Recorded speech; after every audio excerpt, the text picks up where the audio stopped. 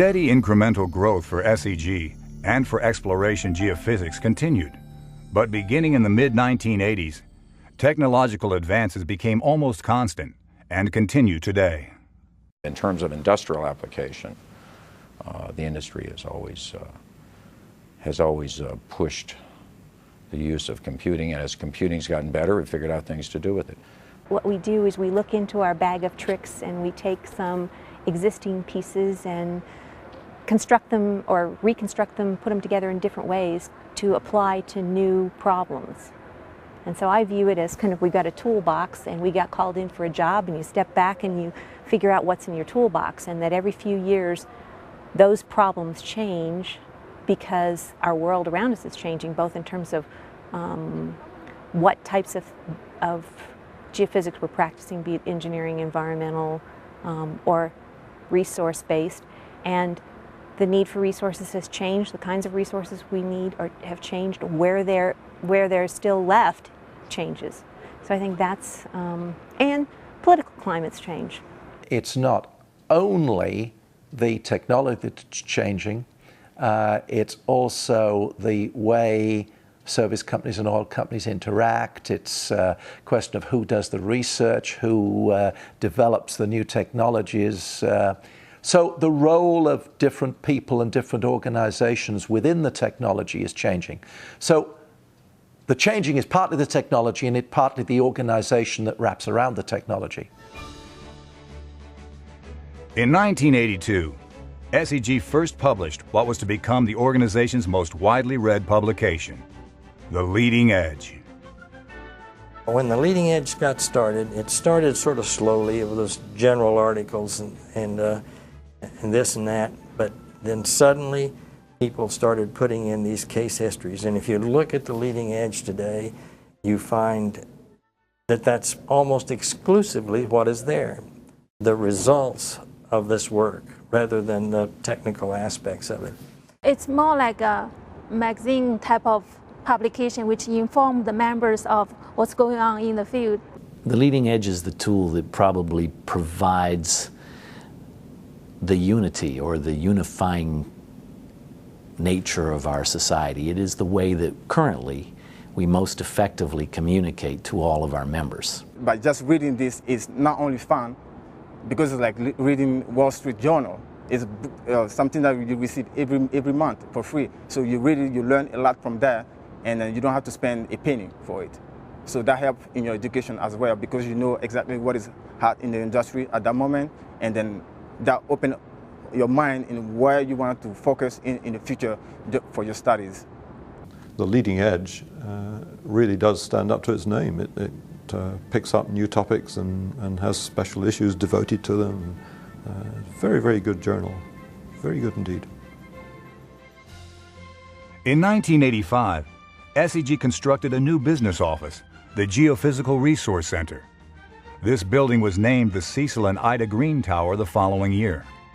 Today, it also serves as home of the SEG Foundation Geoscience Center, an outreach facility for grade school students as well as adults that preserves geophysics history and provides educational resources. By the early 1990s, 3D seismic technology was well established as the dominant geophysical method.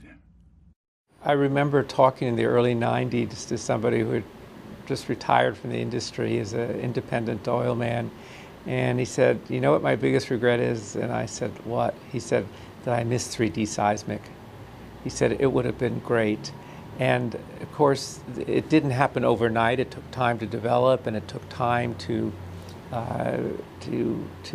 spread through the industry and be readily available.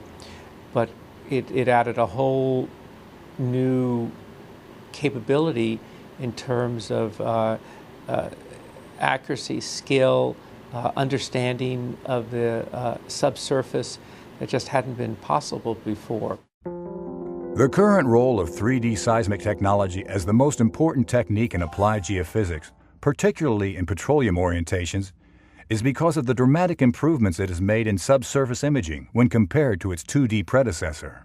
It's been the most amazingly efficient technology to bring in, and it has made a huge improvement in the well success ratio, for example, success rates around the industry. And the oil companies support the geophysics, of course, by using 3D in a massive way. The geologists really had never seen geology in 3D.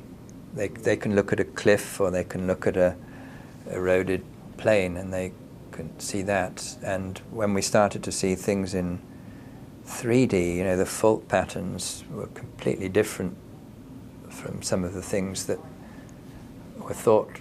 So interpreters on 2D, if they had made a fault pattern that we were getting out of 3D, they'd have probably been fired because people didn't think that was how faults behaved.